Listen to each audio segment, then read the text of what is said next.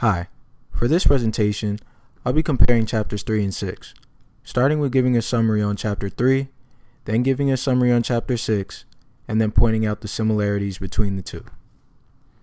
Chapter 3, Black Trash. This chapter opens up by explaining racial polity and racial contract. Polity is described as being a political entity of some sort.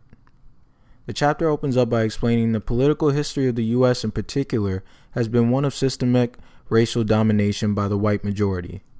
It explains the disposability of blacks in society. Blacks are seen as being disposable, they're seen as being lesser beings than whites.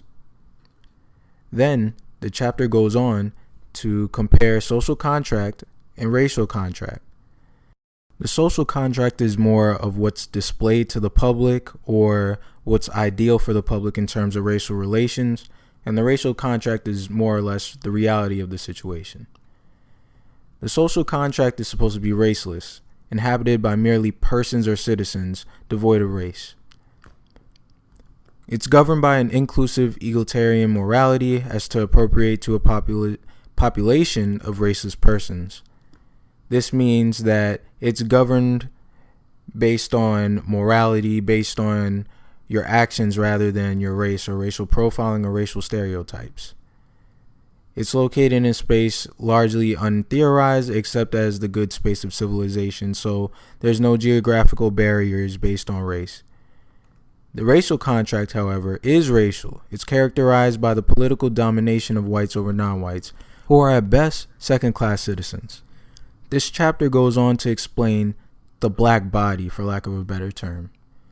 The black body would prove most difficult for the macro body of the white polis to absorb, as well as the black race within our bosom, were some interesting quotes that I found in this chapter. It explains the white arrogance that exists in society, that blacks have to sort of merge into white society or white culture rather than everybody joining together and understanding each other for who they are. The black body is seen as nothing but material, no depth, no logic, no philosophy behind it. The black body is unable to escape its own embodiment. It's only seen as a thing rather than a human being. I also found it interesting how this chapter explained how blacks are outside the body of empathy. So whatever blacks may do or their mindset behind what they do, or minorities in their own cultures or neighborhoods, there is no empathy for them. Some main concepts in this chapter that I found significant were the concepts of racial stereotyping. African Americans are constantly being profiled and stereotyped by whites in power. Minorities are seen more barbarian and they lack logic or philosophy.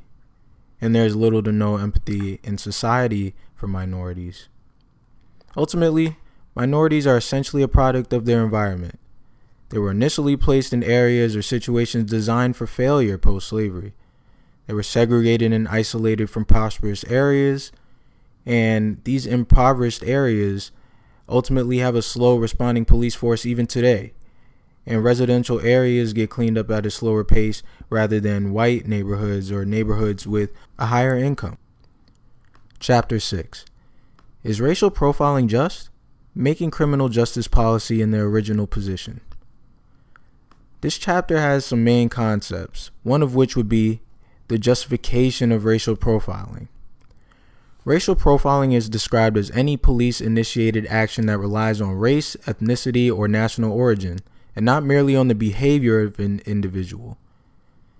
It may be justified in some instances, but should never be adopted as regular practice for police, as stated in the chapter.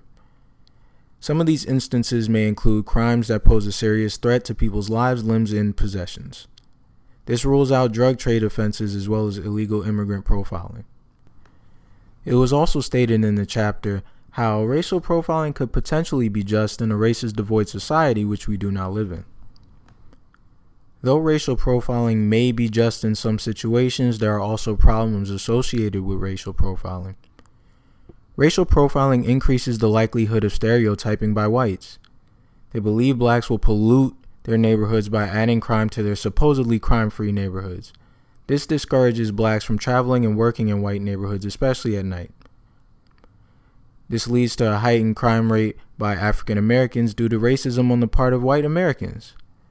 This chapter states that more blacks are randomly stopped and searched than whites, and therefore are more likely to be arrested due to the larger population or the larger number of African Americans or minorities that are randomly stopped, which ultimately contributes to higher documented crime percentages amongst blacks. It was interesting how this chapter stated that there are other ways to reduce crime that does not carry the threat of increasing racism that racial profiling carries. Some main concepts in this chapter are stereotyping and racial profiling. Racial profiling is utterly unnecessary, as there are other ways to reduce crime. It could potentially be just if racism and stereotyping didn't exist in a society. It is potentially justified in certain situations regarding the safety or welfare of the people. But ultimately, it creates a cycle of arresting blacks based on racial profiling, leading to higher percentages of black crime, which in turn creates a stereotype on blacks to keep being searched and profiled by police and non-black citizens. Some reoccurring themes or similarities between these two chapters are stereotyping. Blacks are ultimately seen as being rebellious or more likely to do crimes by whites in power. Another recurring theme is that minorities are a product of their environment. Due to systematic oppression, minorities are more likely to resort to illegal activities as a survival tactic. This leads to more arrests and adding to the negative stigma around minorities. Police are more likely to do random stops and searches to minorities, which also contributes to the high percentages of arrests among minorities and blacks.